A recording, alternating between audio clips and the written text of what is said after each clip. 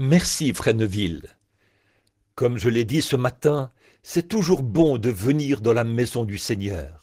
J'avais un peu l'idée, ce soir, d'appeler une jeune demoiselle afin qu'elle vienne chanter ici un cantique que je l'ai entendu chanter l'autre jour chez moi. Je crois que nous avons encore le temps de le faire, si elle n'est pas trop timide. Mademoiselle Jeffries, qu'en penses-tu? Ce petit chant que tu as chanté là-bas. En entrant, je l'ai entendu être chanté et j'ai bien aimé.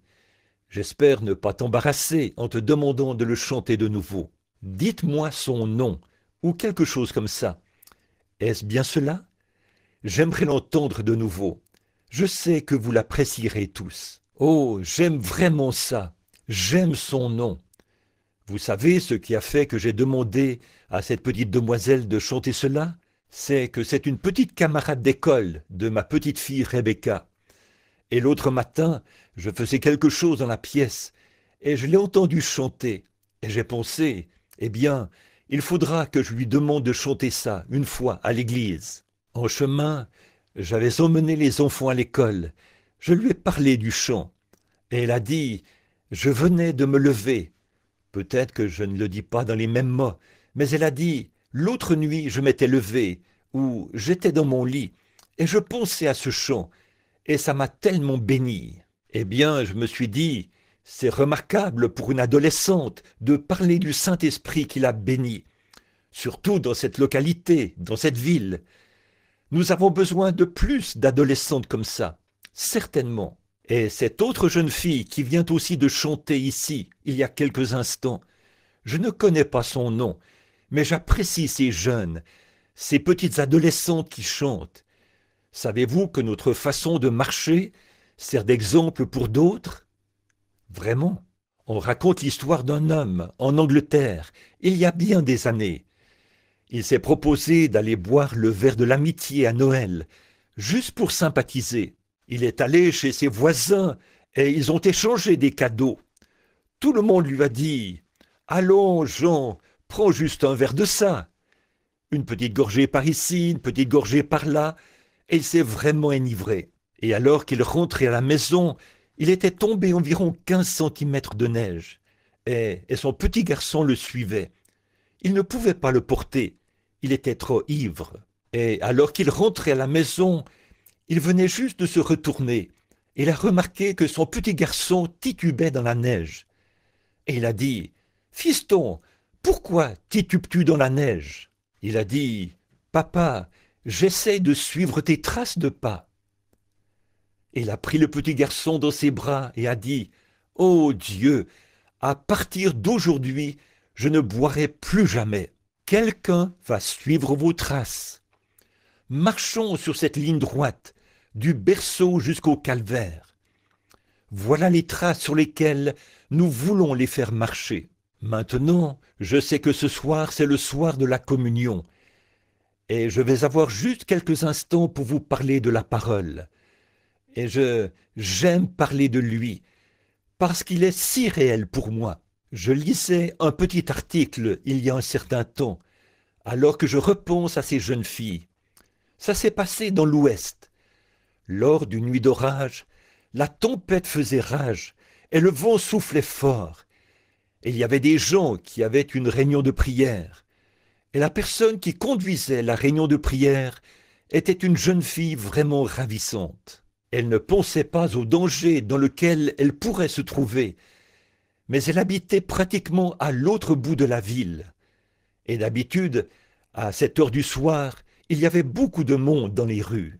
Lorsque la réunion de prière a été finie, ils avaient chanté pour le Seigneur, et leur cœur était heureux. Et je pense, tout compte fait, qu'ils se sentaient un peu comme frère Biller tout à l'heure, lorsqu'il témoignait, tellement heureux qu'ils ne pouvaient contenir leur joie, et qu'ils devaient simplement la laisser s'échapper. Après que le dernier Amen a été prononcé, ils ont tous pris le chemin de la maison. Et la jeune demoiselle a pris son manteau, en a relevé le col, l'a boutonné, et s'est mise à descendre la rue.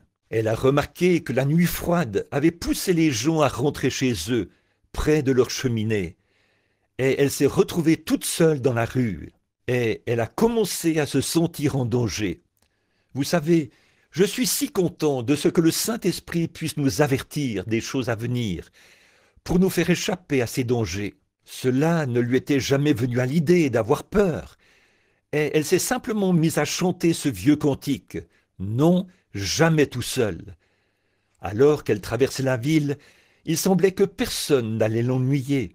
Mais subitement, une grande crainte s'est emparée d'elle. Alors qu'elle regardait autour d'elle, elle a vu un homme tout près, d'apparence vraiment hideuse, qui la fixait.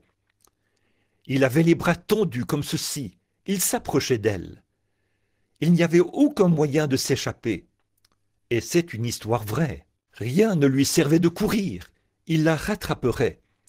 Il n'y avait qu'une seule chose à faire. Elle ne pouvait pas crier. Le vent soufflait tellement fort qu'il soulevait presque son corps de la rue. Personne n'arriverait à l'entendre, et la neige était aveuglante. Il n'y avait qu'une chose à faire, prier. Alors, à voix basse, elle a commencé à murmurer une prière à Dieu. Et elle raconte que, sans savoir d'où il venait, tout à coup, un énorme chien s'est trouvé à côté de la porte. Il avait les poils hérissés, et il est venu se mettre à côté d'elle, justement du côté où cet homme se trouvait. Et il a commencé à grogner méchamment, alors qu'il passait à côté de cet homme. Et dès que cet homme a eu poursuivi son chemin dans la rue, le chien a fait demi-tour et est allé se coucher en travers de la porte. Dieu prendra soin des siens. Dieu, parfois, il agit même par un chien ou un animal, ou d'une autre façon, pour montrer sa gloire et sa protection. Je suis si content de le connaître dans le pardon de mes péchés, et d'avoir l'assurance que mes péchés sont sous le sang, alors que je les lui confesse quotidiennement. Ce matin, dans le message, j'ai pu sembler un peu décousu ou un peu tranchant, mais ce n'était pas vraiment un sujet pour un service de guérison. Mais j'ai vécu suffisamment longtemps pour savoir ceci, frère Tony, que si un homme fait simplement comme il se sent conduit, Dieu prendra soin du reste, d'une façon magistrale. C'est la toute première fois que c'est arrivé comme ça, ici. Généralement, nous distribuons des quarts de prière et nous demandons aux gens de se lever. Mais le Saint-Esprit m'a poussé à demander combien il y avait de nouveaux venus dans le bâtiment, ce qui inclurait tout le monde. Et ensuite, il leur a fait connaître leurs désirs et il a prononcé leur guérison et tout. Cela démontre simplement que l'obéissance vaut mieux que les sacrifices et l'observation que la graisse des béliers. Donc ce soir, j'ai choisi un petit passage de l'Écriture ici pour parler pendant quelques instants. Mais avant que nous fassions cela, courbons la tête pendant un instant pour prier. Seigneur, tu es Dieu au siècle des siècles, et nous te remercions et te louons du privilège que nous avons de venir devant toi par le moyen de la prière. Sachant ceci, premièrement, qu'il nous est promis que tout ce que vous demanderez en mon nom, je le ferai. Et nous avons l'assurance que tu accorderas notre requête. Et il y a eu tant de choses qui ont déjà été faites ce soir, que nous sentons que si nous terminions simplement la réunion et rentrions à la maison, nous pourrions dire « Cela a été bon d'avoir été ici », d'entendre ces cantiques de Sion chantés dans l'auditoire, d'entendre les gens alors qu'ils élèvent leur voix dans la prière, les méditations et les hymnes. Comme le dit l'Écriture, vous réjouissant dans vos cœurs, chantant des cantiques spirituels, d'entendre ces jeunes adolescentes, en cette heure sombre dans laquelle nous vivons, comme l'a exprimé frère Biller ce soir, et de les entendre chanter les cantiques de Sion, d'entendre ce que frère Biller t'a exprimé, combien il t'appréciait, et ce que tu avais fait, et comme tu l'avais rendu infirme, afin qu'il se rende compte de ce qu'il ferait maintenant sans ce bras. Cela montre simplement que nous sommes protégés par ta grâce et ta puissance. Que nous prêtions tous une oreille attentive ce soir, Seigneur. En effet, Je crois que c'est le temps pour nous de faire l'inventaire, le temps de nous examiner, car nous ne savons pas quand sera l'heure de notre départ. Il se peut qu'il soit plus tard que nous le pensons. Alors, puissions-nous considérer nos voies ce soir et nos pensées. Et notre prière, c'est que tu veuilles bien nous parler pendant quelques instants par ta parole, et ensuite nous bénir dans le service de communion qui suivra. Alors que nous prenons les morceaux brisés de ce pain cachère et ce vin qui représentent ton corps brisé et ton sang versé pour la rémission de nos péchés, notre très cher pasteur ce soir ne se sentait pas vraiment bien, mais au cours de notre conversation téléphonique, il a placé cela sur l'autel. Je suis sûr que tu l'accepteras, Seigneur, et j'offre encore une prière pour lui, car nous l'aimons et nous avons besoin de lui. Nous prions pour lui et sa famille, et pour toutes les familles présentes, et pour toutes les requêtes qui ont été exprimées ce soir, et aussi pour celles qui étaient silencieuses. Continue à nous bénir dans les réunions, car nous le demandons au nom de Jésus, ton Fils. Amen. Je désire lire juste un petit passage des Écritures ici, qui se trouve dans 1 Roi 19, à partir du verset 9. Et là, il entra dans la caverne et il y passa la nuit. Et voici, la parole de l'Éternel lui fut adressée en ces mots. « Que fais-tu ici, Élie » Il répondit, « J'ai montré un zèle, ou une passion jalouse pour le Seigneur, le Dieu des armées. Et car ces enfants d'Israël ont abandonné ton alliance, ils ont renversé tes autels, et ils ont tué par l'épée tes prophètes.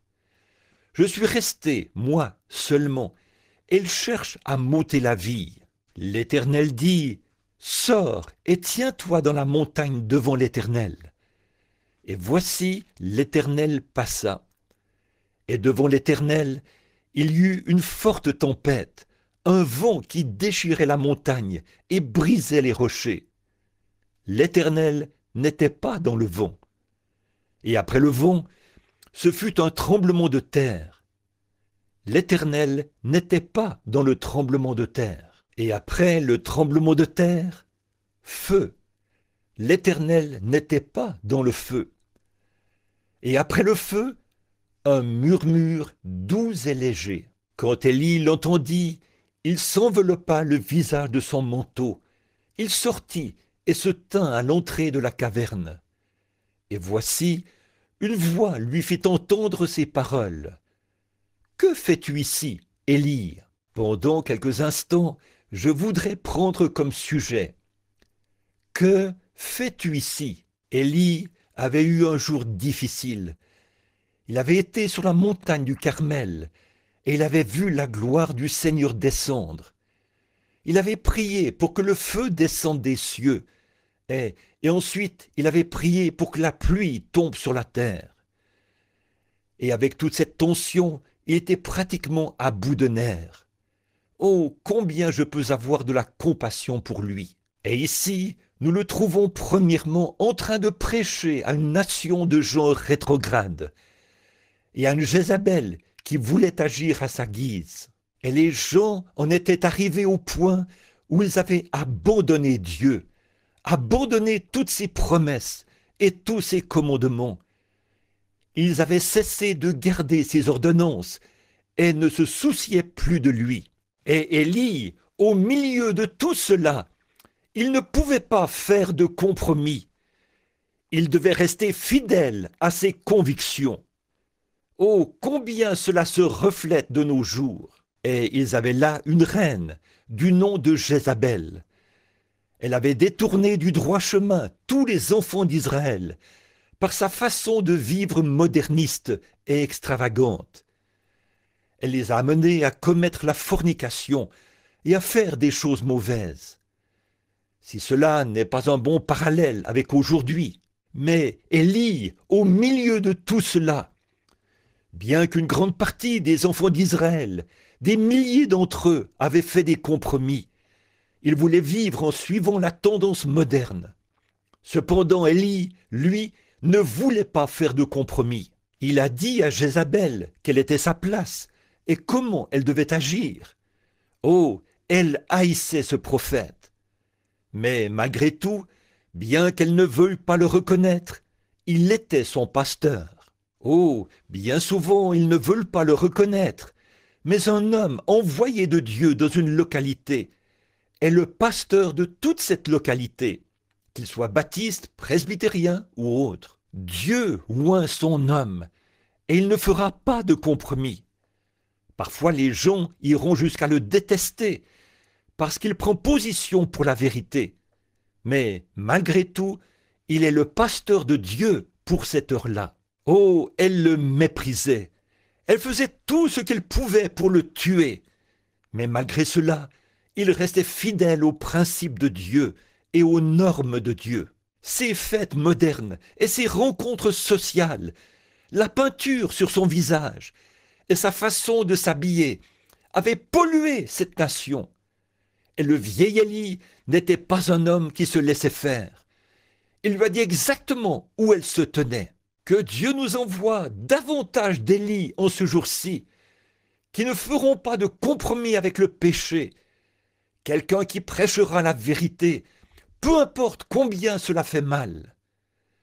Dieu a encore des serviteurs dans chaque localité qui ne feront pas de compromis avec les choses du monde. Élie n'aimait pas la tendance moderne des choses. Aussi resta-t-il fidèle à Dieu. Et la confrontation est arrivée. Et la confrontation est de nouveau arrivée. Et Élie, sur la montagne du Carmel, alors qu'il pensait que tous les jours des miracles étaient passés, et que des miracles n'étaient plus possibles, il y avait là un homme qui croyait en cela. Il a dit, « Amenez tous vos prophètes, amenez-les ici sur la montagne, prouvons et voyons qui est Dieu. » J'aime ce passage de l'Écriture. Oh, si jamais il y avait un temps et un endroit où la vraie puissance de Dieu devrait être rendue manifeste, c'est bien aujourd'hui. Prouvons qui est Dieu. Si l'instruction est le moyen d'arriver à la liberté, pourquoi cela n'agit-il pas en conséquence? Si le rang social et tout ça sont la solution, pourquoi cela n'agit-il pas en conséquence? Si soutenir financièrement les autres nations pour qu'elles soient nos potes, et nous découvrons ensuite qu'elles se retournent contre nous dès qu'elles le peuvent. Vous ne pouvez pas acheter l'amitié avec de l'argent. L'amitié est un don de Dieu. Si les grandes églises et les grands docteurs sont la solution, alors pourquoi n'avons-nous donc pas davantage Dieu dans nos localités? Pourquoi se fait-il que nous allions constamment à reculons? S'il y a un programme pédagogique, des personnes bien formées à la chair, des chorales bien formées, et nous nous éloignons constamment davantage de Dieu tout le temps, alors ça ne marchera pas. Qu'est-ce que la science a fait? La science, vous dites, oh, le temps viendra où la science pourra faire ceci et faire cela. Qu'ont-ils fait? Ils nous ont emmenés au point où ils sont en train de détruire le monde entier. Que font-ils? Ils sont en train de ruiner le monde plutôt que de l'améliorer. Il n'y a pas longtemps que le capitaine Al-Farrar du FBI, qui s'occupe de la délinquance juvénile aux États-Unis, m'a demandé de venir dans son bureau, après que je l'ai conduit à Christ là, dans le stand de tir. Il a dit, « Frère Branham, je suis baptiste. J'ai entendu dire que vous étiez baptiste. » J'ai dit, « Oui, monsieur. » Il a dit, « Mais je n'ai pas ce Saint-Esprit dont vous parlez. » Il a dit, « Pensez-vous qu'il serait pour moi ?» J'ai dit, « Oui, monsieur. » Il a dit, « Eh bien, je vais réserver une belle suite dans un bel hôtel quelque part. Et vous et moi, allons là-bas. Et peut-être qu'il viendra dans cette chambre d'hôtel et me remplira de son esprit. » J'ai dit, « Vous n'avez pas besoin d'avoir un hôte, n'avez pas besoin d'avoir une suite dans un hôtel. » Il a dit, « Eh bien, où me rencontrerait-il » J'ai dit, « Ici même. » Il a dit, « Il ne viendrait pas dans ce stand, n'est-ce pas? ici, dans un stand de tir. J'ai dit, il est allé dans le ventre d'une baleine pour l'un, dans une fournaise ardente pour un autre. Il vous rencontrera sur n'importe quel terrain où vous êtes disposé à le rencontrer. Assurément, Dieu veut vous rencontrer. Il veut parler de cela avec vous. Il viendra là où vous êtes. Donc, Jézabel avait pollué le pays. Et les nerfs d'Élie avaient été mis à l'épreuve. Il avait accompli de grands miracles et avait manifesté des signes sur la colline pour prouver que Dieu était toujours Dieu et qu'il pouvait répondre de façon miraculeuse. Et quel a été le résultat? Une menace pour sa propre vie. Qu'est-ce que cela a apporté au lieu d'un réveil universel?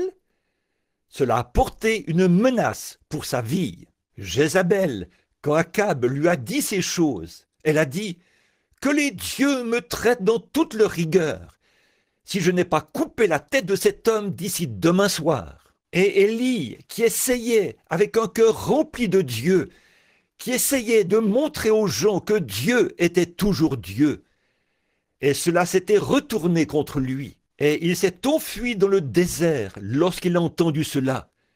Et là, il s'est couché sous le genêt, essayant de trouver une consolation. Il avait renvoyé son serviteur, il l'avait quitté. Donc, notre histoire se déroule dans 3 endroits différents. Le premier, à la montagne du Carmel. Ensuite, sous le genêt. Et le 3e endroit où Dieu le rencontre, il est dans une caverne. C'est très étrange. Le pasteur ici le sait, et d'autres ministres.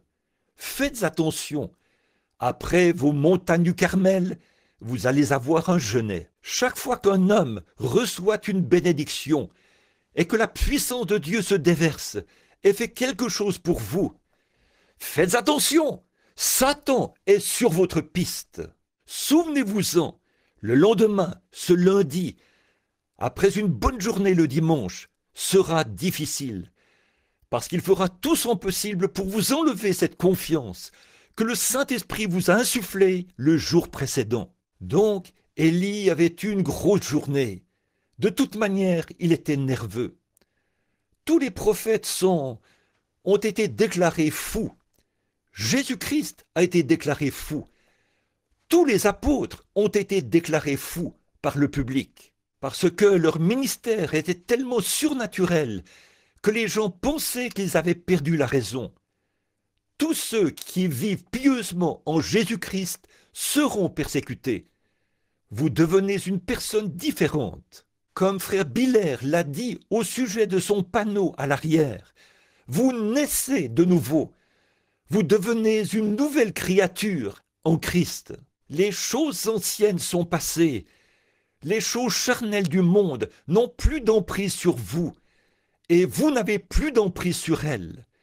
Lorsque vous êtes passé de la mort à la vie, quand Dieu se saisit d'un homme, la première chose qu'il fait dans l'Église, c'est la faire passer de la mondanité à la sainteté, et il la fait passer de la mort à la vie. Elle naît de nouveau, elle est nouvelle, ses idées sont nouvelles. Ce dont nous avons besoin aujourd'hui, c'est de ce genre de réveil-là. C'est réellement vrai. Oh, une immersion dans l'esprit. Nous avons eu ça. Nous avons eu des bénédictions spirituelles et des effervescences spirituelles. Mais ce n'est plus de ça que nous avons besoin. Nous avons besoin d'un réveil de l'esprit du Dieu vivant dans le cœur des gens. Nous n'avons pas tant besoin d'immersion dans l'esprit ou d'éveil spirituel. Nous avons besoin d'un réveil, c'est-à-dire de raviver ce que nous avons déjà, pas d'un éveil spirituel. Ça, parfois, ça produit des multitudes de gens de toute espèce. Mais nous avons besoin d'un réveil qui fera le tri, qui secouera et qui retranchera toutes ces choses. C'est comme lorsqu'on se trouve au bord de la mer. Je parlais à des frères à Porto Rico il y a quelques semaines. Lorsque j'ai vu la grande mer et un gros orage, les vagues étaient plus hautes que ce tabernacle. Et j'ai dit, vous savez quoi? Il n'y a pas une seule goutte d'eau de plus que lorsque cette mer est tout à fait calme. Mais tout ce remue-ménage et ces soubresauts, qu'est-ce que ça signifie? Cela fait sortir toute la saleté qui s'y trouve et la rejette sur la rive.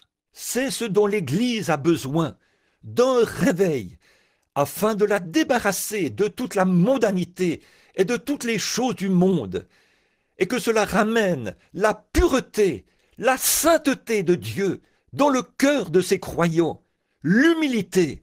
Eh bien, les hommes, pour se satisfaire, s'ils n'ont pas un réveil de temps à autre dans leur esprit, ils deviennent tellement charnels et tellement indifférents jusqu'à devenir prétentieux, guindés, imbus de leur propre justice.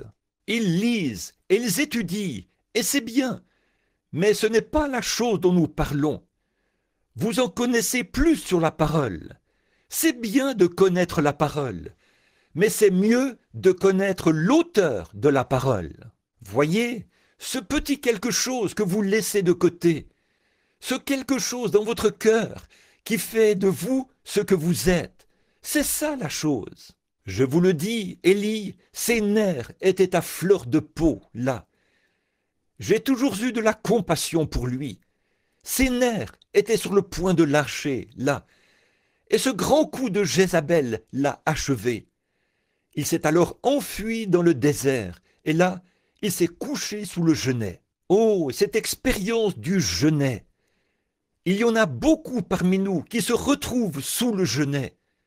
Bien souvent, je me retrouve moi-même là-dessous, à un point où on ne sait plus que faire. On est bouleversé. En fait, je me trouve là-dessous en ce moment même, et je me demande, ô Dieu, que veux-tu que je fasse? Vous savez, les gens qui sont sous le genêt sont comme Élie, ils aiment dormir. Je prêche à davantage de gens fatigués que n'importe qui dans le monde. Les gens sont tellement fatigués, ils sont si tendus mentalement qu'ils remplissent les asiles d'aliénés et les hôpitaux partout. Ils sont dans un tel état nerveux qu'ils ne savent plus ce qu'ils croient vraiment et ce qu'ils veulent. Ils sont simplement couchés là. Ils ne savent pas ce qu'il faut faire. Oh, c'est une scène tellement triste. Écoutez, mon frère, vous ne pouvez pas boire pour vous en débarrasser. Vous ne pouvez pas pousser des cris pour vous en débarrasser. Et vous ne pouvez pas non plus jouer aux cartes jusqu'à ce que cela s'atténue. Vous pourriez faire 1000 siestes, essayer de dormir pour vous en débarrasser, mais vous n'y arriveriez pas. Tous nos petits remèdes, tout ce qu'ils font, c'est soulager les symptômes. Nous avons besoin de quelque chose qui guérisse la maladie. Nous avons besoin d'un... Tous les psychiatres du monde ne peuvent pas guérir cela. Cela soulage simplement les symptômes. Le remède se trouve dans le sang de Jésus-Christ, non pas dans le fait d'aller se reposer au bord de la mer, ni dans le fait d'aller chercher un chant, une chorale pour chanter des chants. C'est ce que nous essayons de faire de nos jours, chanter pour nous en débarrasser. Oh, nous allons faire comme les Jones. Et nous essayons de faire quelque chose de différent. Nous essayons d'y aller par l'instruction. Il n'y a qu'une seule façon d'y arriver, c'est de regarder les choses en face. C'est vrai. Oh, si vous êtes contrarié et bouleversé, n'adhérez pas à une église. Venez à Christ. C'est le seul remède. N'essayez pas de tourner une nouvelle page. Obtenez simplement une nouvelle vie. Christ est la réponse. Il s'est couché là, sous le genêt. Il ne savait pas quoi faire. Ses nerfs avaient lâché. Il tremblait. Sans doute qu'il pleurait. Il était dans un état terrible. Beaucoup d'entre nous sont passés par là, et spécialement après une expérience de la montagne du Carmel. La question m'a été posée à ce sujet par quelqu'un l'autre jour. Comment? Qu'est-ce que nous pouvons-nous faire? Qu'est-ce qui peut être fait pour nous à ce moment-là? Il n'y a qu'une seule chose à faire. vous en remettre à Dieu. Bon, je sais qu'un homme peut se surmener, et un homme peut aussi ne pas en faire assez. Un homme, Dieu savait que cet homme avait besoin de nourriture. Il avait besoin de quelque chose à manger. Et alors qu'il était couché là-dessous, Dieu a dû faire quelque chose pour lui. Dieu doit faire quelque chose pour tout homme qui vient sous ce genêt. Sinon, il va craquer. Il doit le faire si son serviteur est couché là, sous l'arbre, et qu'il ne sait pas quoi faire. Il a rempli son mandat. Élie a dit « Ô Seigneur, laisse-moi mourir. J'ai eu ce genre de sentiment après être sorti d'une réunion où, semblait-il, j'avais essayé et prêché et supplié et persuadé, et vu l'ange du Seigneur descendre dans la réunion et accomplir des signes et des miracles. Et une fois assis dans la voiture à l'extérieur, les entendre s'écrier « Ce n'est rien d'autre que de la psychologie. Il n'y a rien de vrai là-dedans. Rien. Tout ça, c'est ridicule. Oh, alors je suis venu en rampant sous le genêt. J'ai pensé, Seigneur, pourquoi m'as-tu laissé faire cela? Qu'est-ce qui peut être fait?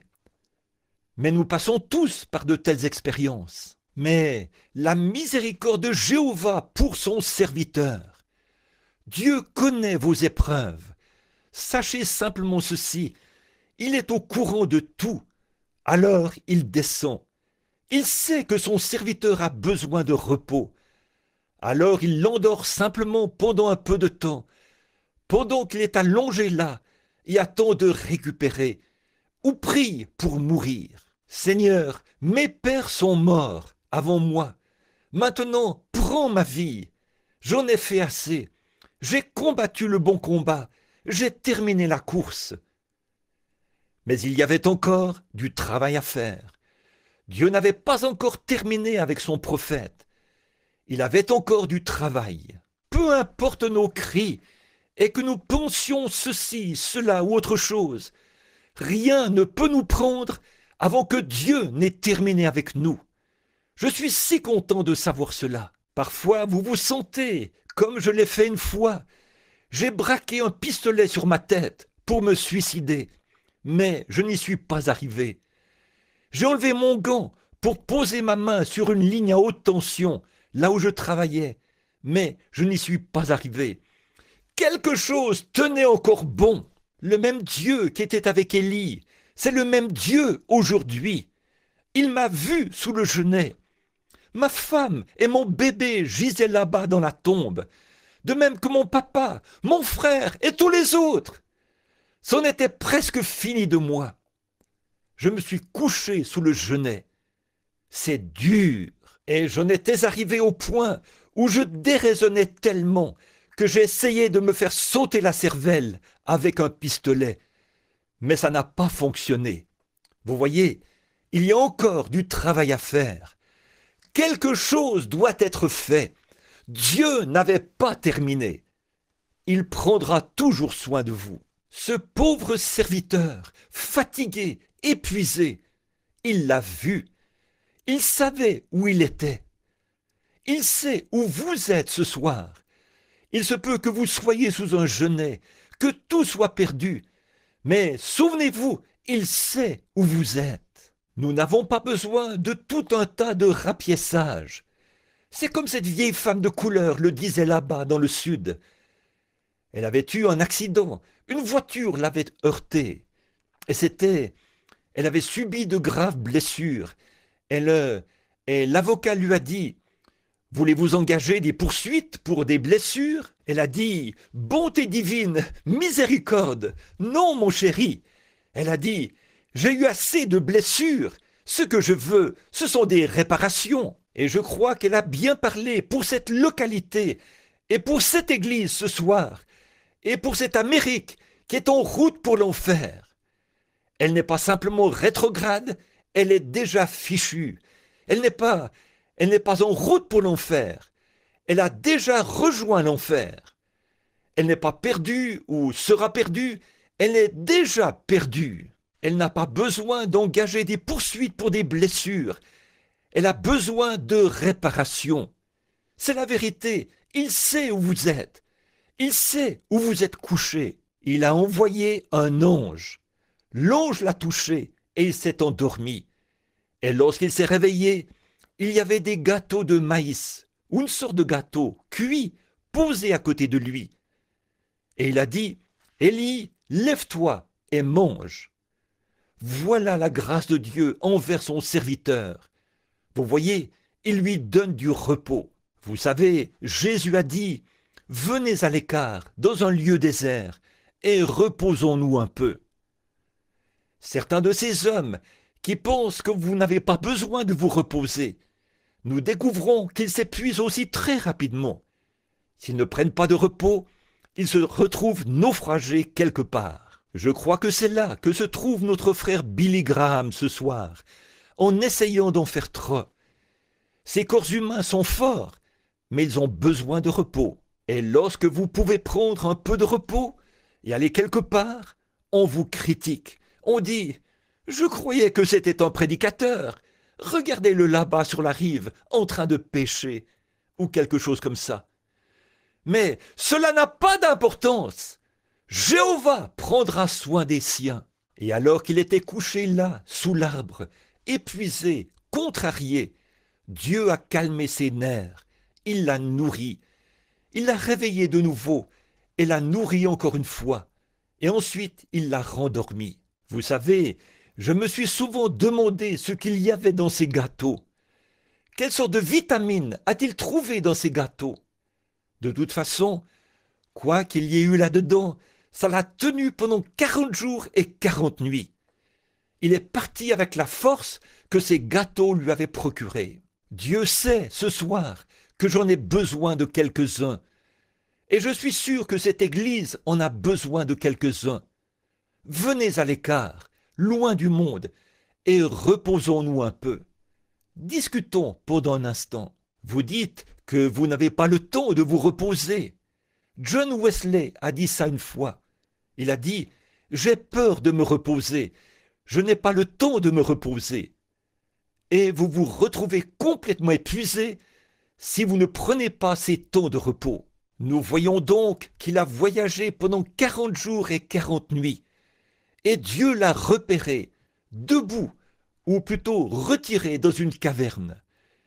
Et Dieu voulait attirer son attention. Alors, il y a eu une forte tempête qui a passé et qui a déchiré les montagnes. C'était si puissant que cela a secoué les rochers. Mais Dieu n'était pas dans la tempête. Cela a passé avant que Dieu ne passe. Et ensuite est venu, là, un grand tremblement de terre qui a secoué la terre. Mais Dieu n'était toujours pas dans le tremblement de terre. Et voilà qu'est venu un feu, mais Dieu n'était pas dans le feu. Et ensuite est venue une petite voix tranquille. Et Dieu était dans la voix. Et frères, sœurs, j'ai été suffisamment longtemps là dans la caverne, et vous aussi, pour savoir qu'il y a eu beaucoup de tremblements de terre qui ont secoué un peu partout, beaucoup de bruit et d'histoires et de disputes et de choses comme cela, et de grandes réunions. Mais où a été Dieu dans tout cela? C'est pour ça que j'ai dit ce que j'ai dit ce matin. Il doit venir quelque chose de plus profond qu'un service de guérison. Il doit venir quelque chose de plus profond qu'un don de parler en langue. Il doit y avoir quelque chose de plus profond qu'un vent impétueux. Le vent a passé, mais Dieu n'était pas là-dedans. Nous avons eu des vents impétueux dans tout le pays, des sensations et du sang sur le visage et dans les mains, toutes sortes de signes. Mais où est Dieu? Élie a attendu. Bien qu'il soit prophète, il a écouté cela. Il n'est jamais parti comparer ses réveils aux leurs. Il n'est jamais parti se procurer la plus grande tente du pays.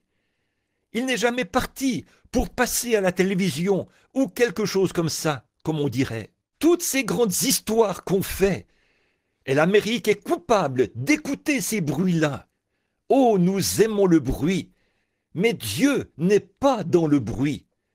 Bien que ces choses-là soient honorables en soi, cependant, Dieu n'est pas dans le bruit. Si cela avait été le cas, alors quand les Africains tapent sur leur tam-tam, vous n'avez jamais entendu autant de bruit et de rythme. Dieu n'était pas là-dedans. Et nous avons eu des vents impétueux, nous avons eu toutes sortes de feux et de tremblements de terre et de secousses, de grands réveils et des choses comme cela. Dieu n'était pas là-dedans. Si cela avait été le cas, cela se serait remarqué. Mais après cela est venue une petite voix tranquille. Alors Dieu était dans la voix. C'est ce que je pense aujourd'hui, mes amis. Nous nous laissons tellement porter par tout le bruit. C'est que l'Amérique aime le bruit. Regardez ce qu'ils font. Ils allument ces radios, mettent le volume aussi fort que possible, jouent du rock'n'roll, du boogie-woogie et toutes ces sortes de choses. Ils aiment mettre le volume si fort que ça vous fait presque sauter les tympans, tout ce bruit, tout au long de la journée. Et dans l'église, nous avons battu du tambourin, nous avons couru de long en large, nous avons crié, hurlé, poussé des cris. Et là, nous avons eu des bons moments. Rien contre cela. Mais où était Dieu là-dedans? Qu'est-ce que cela a fait? Cela nous a fractionnés en petits morceaux, appelés les assemblées de Dieu, l'Église de Dieu, les pentecôtistes unitaires unis. Toutes ces autres diverses petites dénominations, Dieu n'était pas là-dedans. C'est un signe précurseur de Dieu.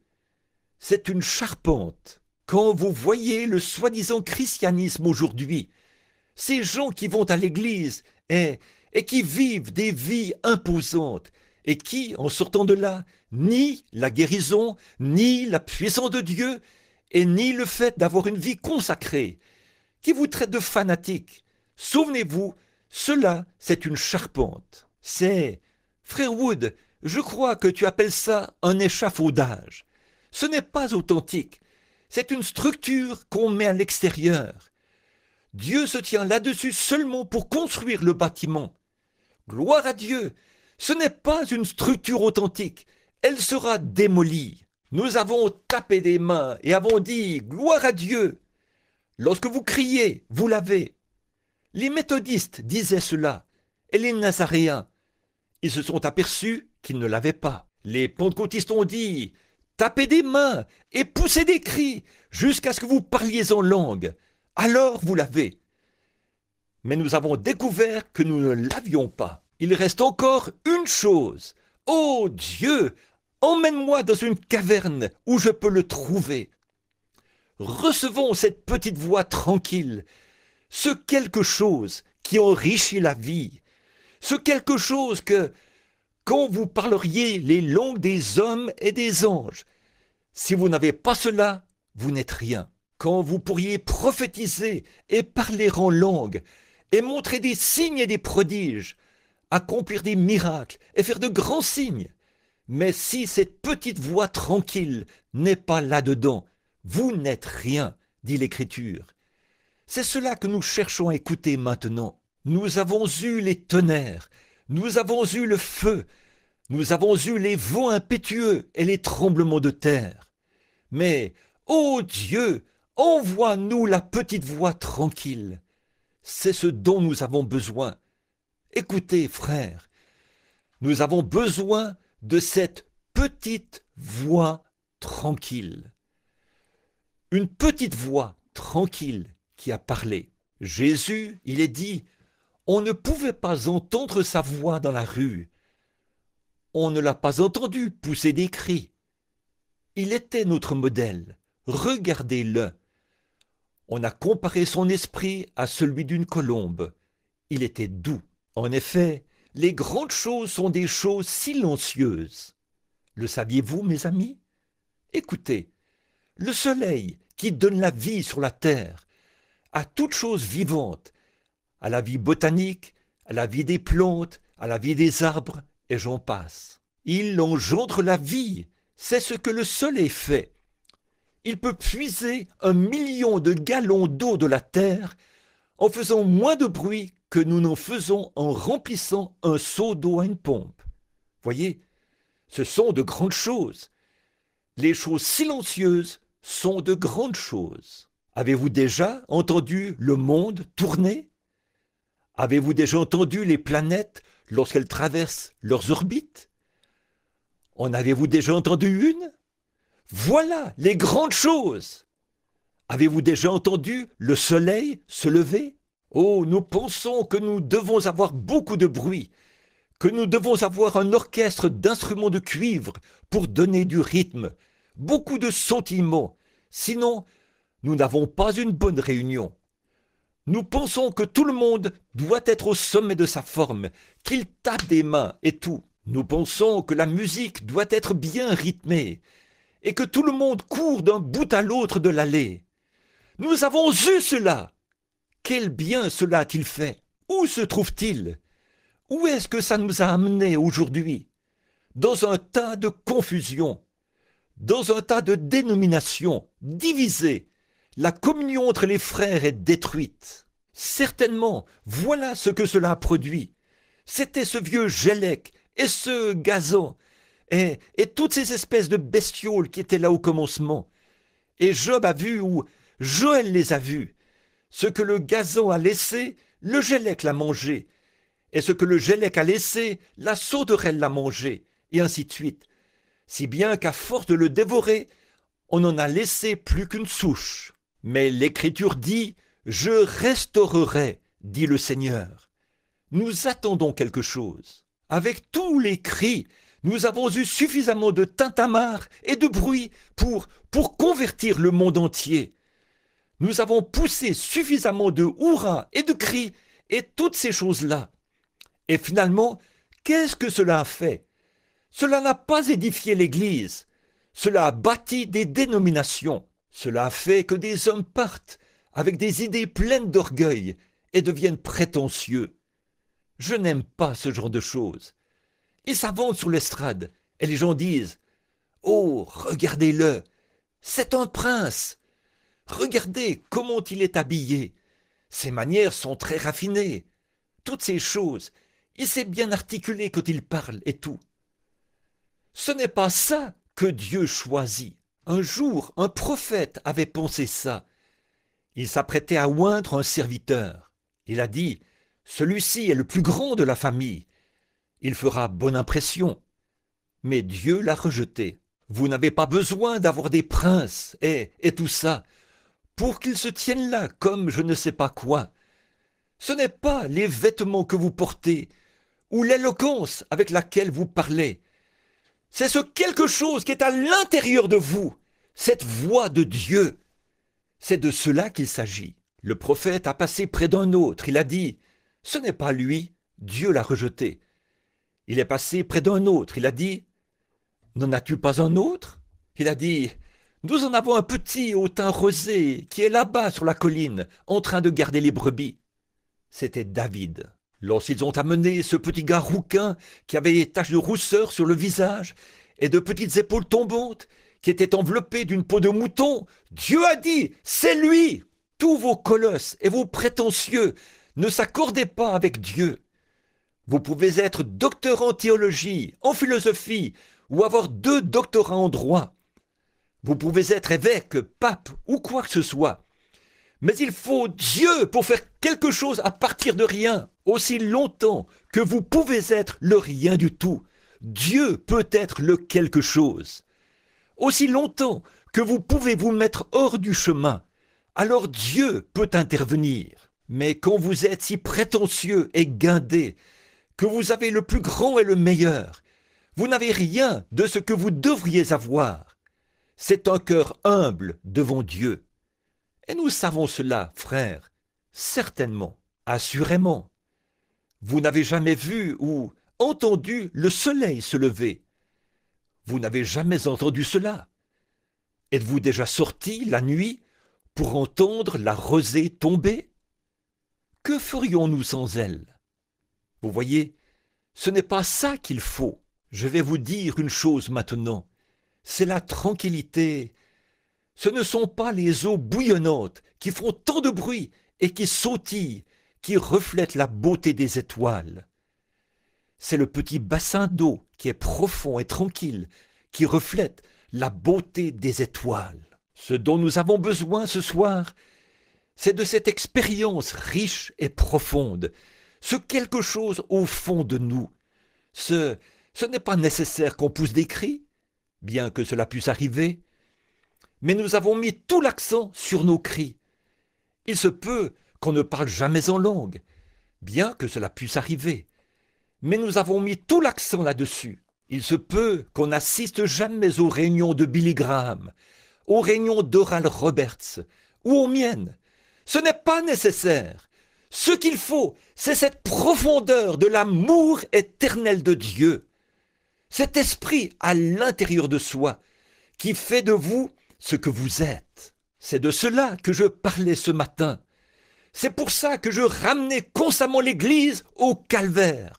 Ne pensez pas que parce que vous avez parlé en langue, ou parce que vous en savez tant au sujet des Écritures, ou vous avez lu les livres de quelqu'un, et vous en savez plus que les autres. Il a dit, mets une marque sur ceux qui soupirent et qui gémissent à cause des abominations qui sont commises dans la ville. Sur qui ferait-il une marque dans nos villes ce soir? Vous voyez, c'est la profondeur de l'esprit, pas le côté superficiel. Ce n'est pas la coquille qui entoure la noix de hickory qui est bonne. C'est la noix du hickory qui est sous la coquille. Vous avez une grande coquille vide. Vous n'avez rien là-dessous.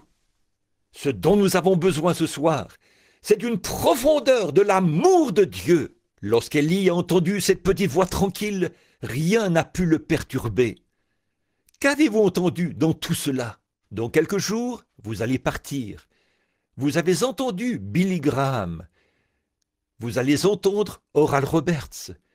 Vous allez en entendre d'autres, de grands hommes. Rien contre ces hommes-là. Ce sont des serviteurs de Dieu. Mais n'écoutez pas le bruit. Entendez cette petite voix tranquille, la profondeur de ce quelque chose qui entre dans le cœur humain et qui retire de vous toutes les futilités. Cela retire de vous tout ce qui est du monde. Cela vous fait détester les choses du monde et aimer les choses de Dieu. C'est ça la profondeur. C'est le bassin qui reflète les étoiles de la gloire éternelle de Dieu. C'est la chose qui fait monter les larmes aux yeux, qui amène la joie ineffable et pleine de gloire. Ça vous fait tenir debout lorsque toutes les autres choses vous font défaut.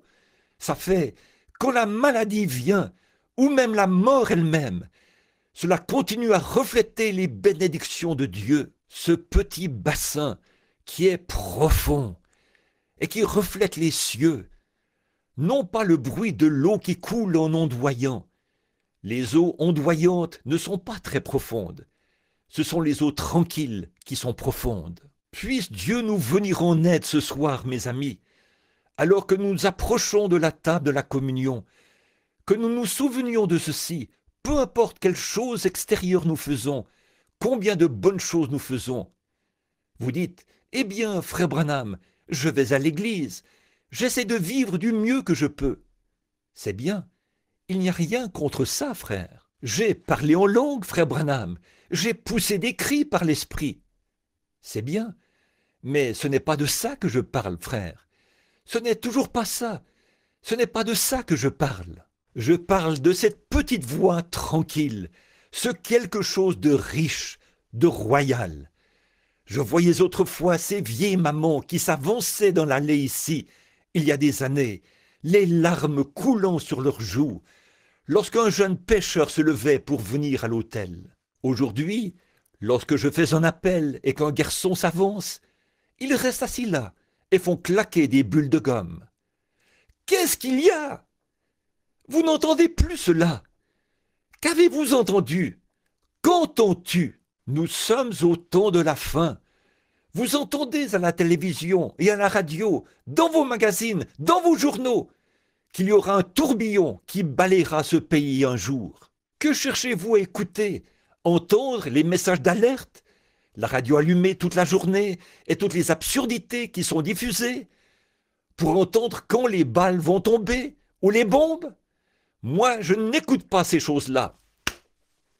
Je suis à l'écoute pour entendre une voix qui dira « Monte plus haut, tu as fait du bon travail, mon bon et fidèle serviteur. » Qu'entends-tu? Vous savez, je crois que nous portons tant d'intérêt à écouter attentivement toutes les choses du monde et ce genre de choses, que nous ne pouvons pas entendre cette petite voix tranquille. Nous entendons notre pasteur dire « Adhérez simplement à l'Église, tout ira bien. » Nous en entendons certains dire « Parlez simplement en langue, ce sera réglé. » Certains dire « Poussez simplement des cris, ce sera réglé. » Vous ne pouvez pas entendre cette petite voix tranquille qui place quelque chose de riche et de profond dans votre vie, qui fait de vous ce que vous devriez être. Un grain de blé ne produit pas du blé parce qu'il est sur une plante ou sur une tige. L'ivraie aussi se trouve sur une tige. Mais il faut qu'il y ait la vie dans cette plante pour produire du blé. L'eau qui tombe là-dessus arrosera les deux. Tous les deux vont se réjouir à cause de cela. Les deux vont croître à cause de cela. Des hommes et des femmes peuvent grandir en criant et louant Dieu, en parlant en langue et en faisant partie de l'Église, en dansant par l'Esprit et en payant la dîme, sans avoir pour autant dans leur cœur cette petite voix tranquille de l'amour de Dieu profond et riche. Quand je livrerai mon corps pour être brûlé en sacrifice, si je n'ai pas l'amour, je ne suis rien. Quand je distribuerai tous mes biens pour la nourriture des pauvres, je ne suis toujours rien. Quand j'aurai la foi pour déplacer des montagnes, je ne suis toujours rien. Je parlerai les langues des hommes et des anges, je ne suis toujours rien. Voyez-vous, c'est cette petite voix tranquille qui parle là, au fond de votre cœur, qui change toutes vos attitudes, qui rend votre nature différente, et vous devenez une nouvelle créature en Christ. Qu'entends-tu? Cela dépend de ce que vous cherchez à entendre, mon ami. Si vous écoutez, entendez, je ne fais pas de remarques ni de réflexions, mais si vous écoutez, vous entendez parler d'un grand réveil quelque part, où 10 000 personnes se sont réunies, allez-y, vous écoutez la mauvaise chose. J'irai là-bas pour voir. On raconte qu'ils ont de grandes foules. Cela ne fait aucune différence. Les champs de course ont ça. Tout le reste a ça. Les gens du rock'n'roll ont ça. Je vais là-bas pour quelque chose d'autre. Si vous allez pour autre chose que... Si vous cherchez à entendre autre chose que cette petite voix tranquille, retournez dans la caverne.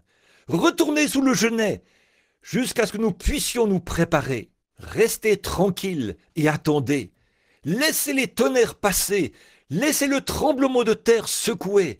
Laissez les vents impétueux passer et le feu balayer, ou quoi que ce soit. Je pense à ce cantique. Seigneur, enseigne-moi la patience, pendant que les cœurs sont enflammés. Fais que je m'humilie et que j'invoque ton nom. Stimule ma foi et garde mes yeux sur toi. Que je sois ici-bas tout ce que tu voudras.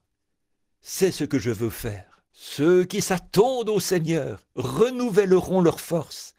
Ils prendront leur vol comme les aigles. Le croyez-vous? Ils courront sans se lasser, marcheront sans s'épuiser. Seigneur, enseigne-moi la patience. Laissez passer les tonnerres, laissez passer le feu, mais laissez-moi entendre cette petite voix tranquille qui dit « Venez à moi, vous tous qui êtes fatigués et chargés. Sortez de dessous le genêt, sortez de vos cavernes.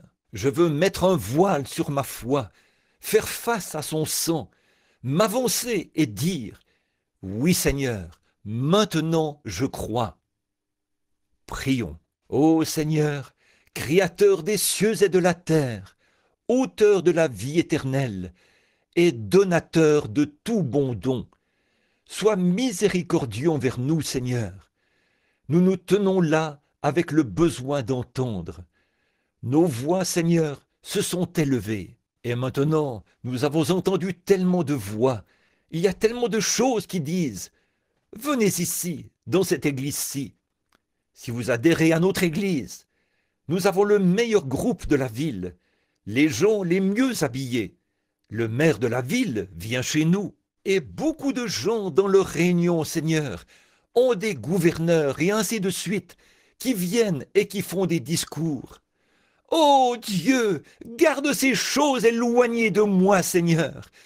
Cache-moi dans une caverne et laisse-moi attendre, Seigneur. Que m'importe ce que dit le gouverneur? Je veux entendre cette petite voix tranquille de mon Sauveur. Oh, aide-moi à attendre, Seigneur, et à renouveler mes forces alors que je m'attends à toi. Et aide cette Église, Seigneur, afin qu'ils s'attendent à toi et renouvellent leur foi et renouvellent leur force, qu'ils prennent leur vol comme des aigles. Puissent-ils écouter, Seigneur, non pas le bruit, non pas les cris, mais écouter cette petite voix tranquille. Seigneur, dans quelques jours, je vais monter dans une caverne là-bas pour attendre. Ô Dieu, aide-moi, Seigneur, rends-moi aveugle et rends-moi sourd aux choses du monde, à la popularité ou à la célébrité, ou à toute chose vaine que ce monde pourrait offrir. Laisse-moi rester là, Seigneur, jusqu'à ce que j'entende cette petite voix tranquille. Ensuite, laisse ton serviteur s'avancer, Seigneur, prendre son vol sur les ailes d'un aigle. Accorde-le, Seigneur. Bénis cette petite église, bénis notre frère Neville.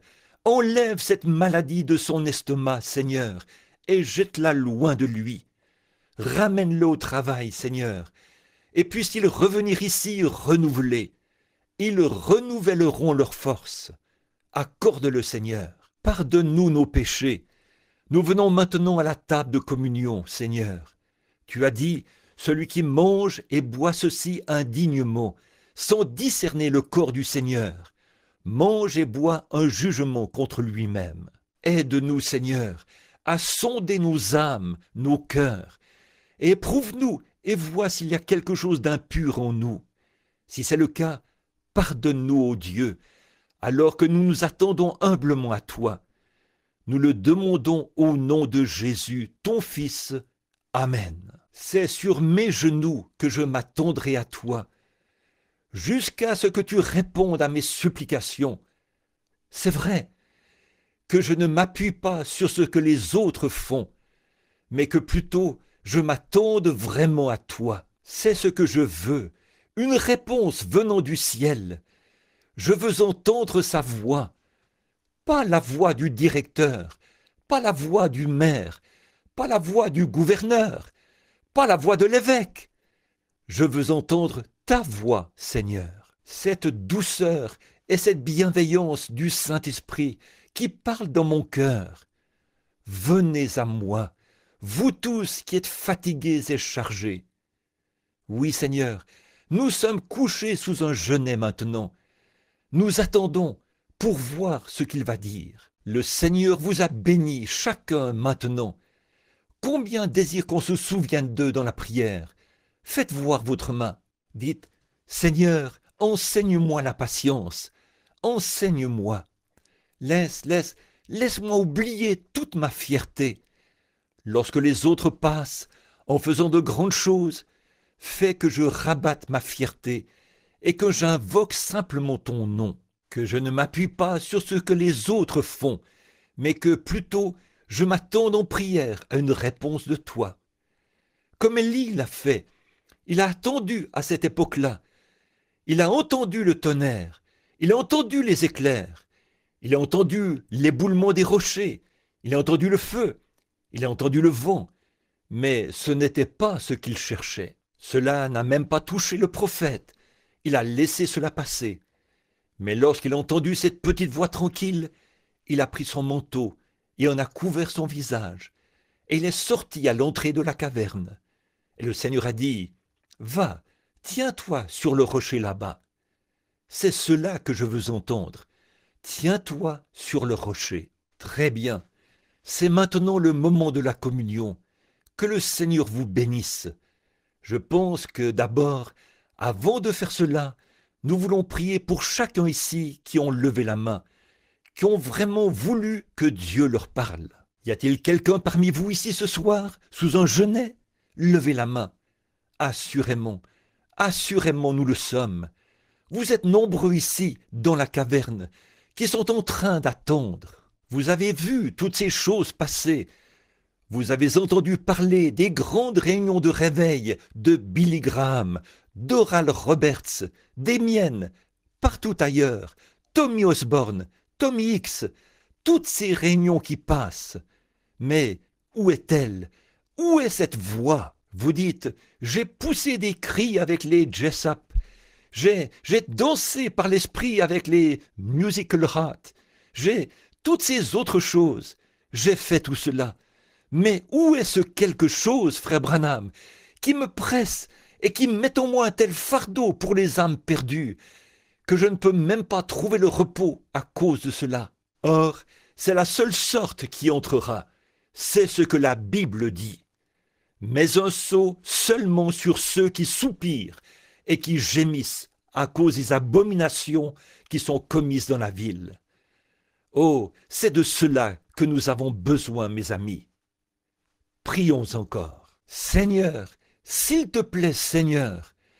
Oh, peut-être que je chante trop, peut-être que je prêche trop, peut-être que je crie trop, peut-être que je pleure trop, mais je ne prierai jamais trop.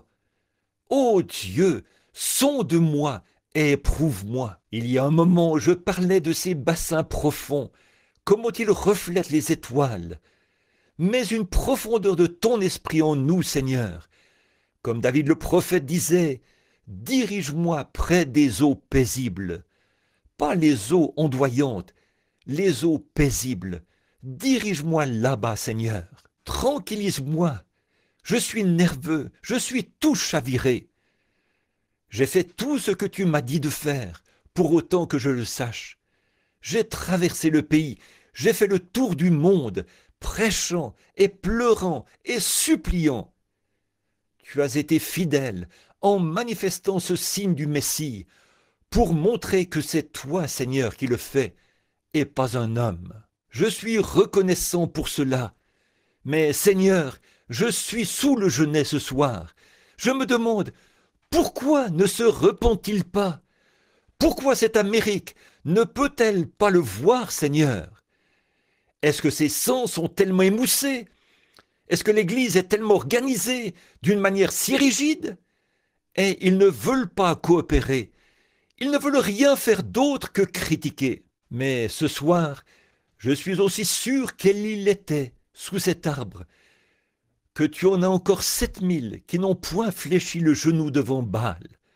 Tu as beaucoup de saints sur la terre aujourd'hui qui attendent la venue du Seigneur. Ô Seigneur, aie pitié de nous, éprouve-nous et place-nous sur ta balance. Et si nous sommes trouvés légers, ô Seigneur, alors purifie-nous de nos péchés et fais de nous ce que tu veux que nous soyons. Accorde cela à chaque individu dans cette Église, car nous le demandons au nom de Jésus. Amen. Donc, ça va être le moment de la communion.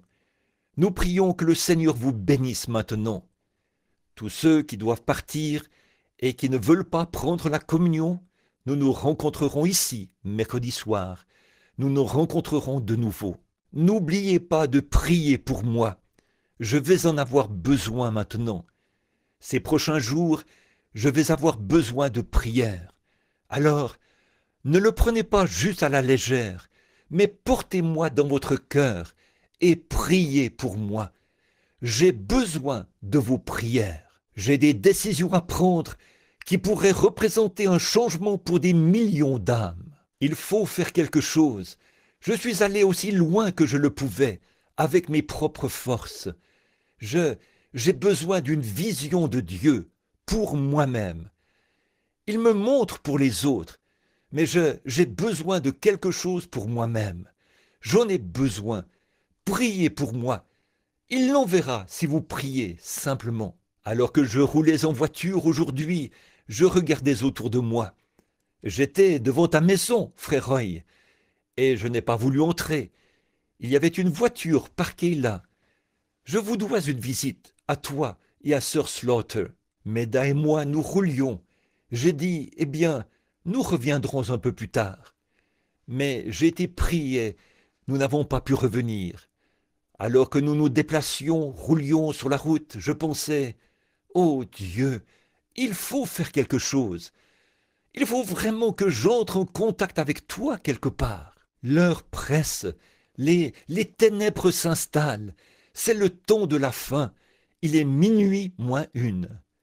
Voyez la présence de l'ennemi, les bouleversements, les émotions, l'état nerveux, le monde sous tension, et sans savoir que c'est là votre ruine. Voyez? Oh là là! Prenons notre vol maintenant comme des aigles, volons jusque dans les bras de celui qui est le même hier, aujourd'hui et éternellement. Maintenant, tous ceux qui veulent rester pour la communion, nous serons heureux de vous avoir pendant ce moment de communion fraternelle. Maintenant, tu as là 1 Corinthiens chapitre 11, je crois. Alors, je vais te demander de le lire à l'instant, frère Neville, s'il te plaît. Car j'ai reçu du Seigneur ce que je vous ai enseigné.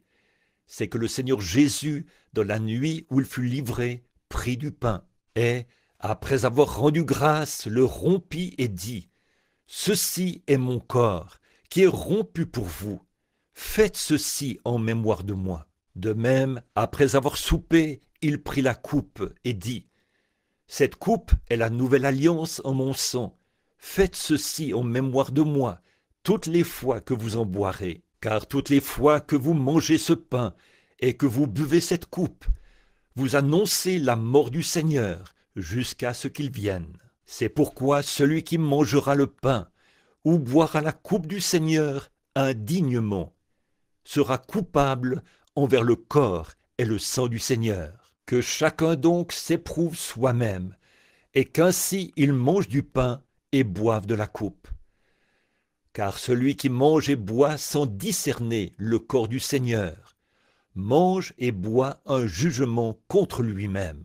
C'est pour cela qu'il y a parmi vous beaucoup d'infirmes et de malades, et qu'un grand nombre sont morts. Si nous nous jugions nous-mêmes, nous ne serions pas jugés. Mais quand nous sommes jugés, nous sommes châtiés par le Seigneur, afin que nous ne soyons pas condamnés avec le monde. Cela n'a pas besoin d'explication. C'est simplement ceci: si nous mangeons et buvons indignement, nous mangeons et buvons un jugement contre nous-mêmes, ne discernant pas le corps du Seigneur. Et c'est pour cela qu'il y a parmi vous beaucoup d'infirmes et de malades, et qu'un grand nombre sont morts. Voyez, lorsque nous venons prendre la communion, chaque chrétien devrait prendre la communion. C'est votre devoir. C'est une confrontation. Voyez, Jésus a dit, « Si vous ne la prenez pas, vous n'avez point de part avec moi. » Voyez, mais celui qui mange et boit indignement, mange et boit un jugement contre lui-même.